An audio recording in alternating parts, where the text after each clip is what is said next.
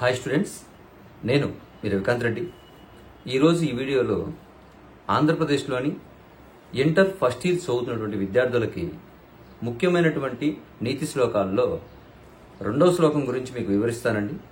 అంతేకాకుండా మీకు సంబంధించిన సిలబస్ మొత్తం కూడా కింద డిస్క్రిప్షన్లో ఉంటుంది. మీకు కావాల్సినటువంటి విషయాలను వీక్షిస్తారని ఆశిస్తున్నాను. మాతృవత్ పరదారేషు పరద్రవ్యేషు లోష్టవత్. ఓకేనా? మాతృవత్ పరదారేషు పరద్రవ్యేషు లోష్టవత్. ఆత్మవత్ సర్వభూతేషు యః పశ్యతి సా పండితః.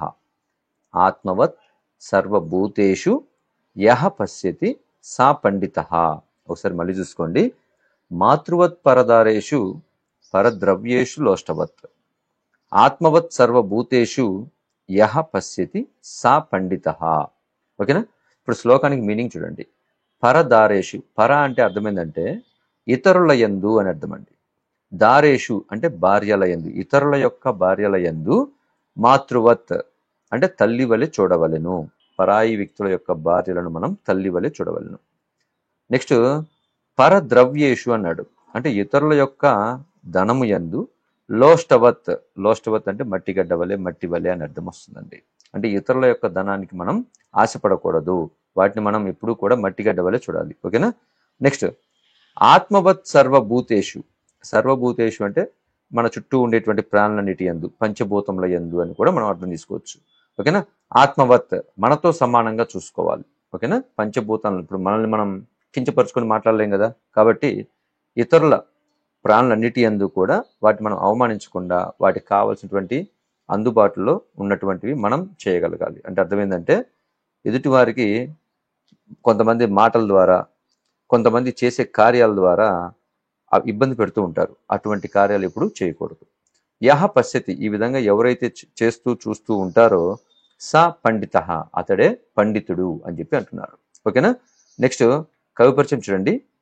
అయం శ్లోకః, ఈ శ్లోకము వివిధ కవిభిః, వివిధ కవుల చేత విరచిత, రచింపబడినటువంటి నీతి శ్లోకాః ఇతి పాఠ్యభాగాత్ స్వీకృతం. నీతి శ్లోకాలు అనే పాఠ్యభాగం నుండి స్వీకరింపబడినది. మనం చెప్పుకున్నట్లుగా ఇతరుల భార్యల యందు తల్లి అనే భావనతో మనం ఉండవాలి. ఇతరుల ధనము యందు మట్టితో సమానంగా భావించవాలి. ఇతరుల ధనాన్ని మనం మట్టితో సమానంగా చూడాలి. సర్వభూతములను అంటే ప్రాణులన్నిటినీ తనతో సమానంగా భావించవలను. ప్రాణులన్నిటినీ కూడా ఎవరికి వారితో సమానంగా చూడవలను అని అర్థం అండి. ఎవరైతే ఈ విధంగా చూస్తారో అతడే పండితుడు. ఇదే మనం చెప్పుకున్నటువంటి శ్లోకం యొక్క భావం అండి. నెక్స్ట్ ఈ మీనింగ్ ఇంగ్లీష్లో చూడండి. One who treats other women as his mother. ఓకేనా?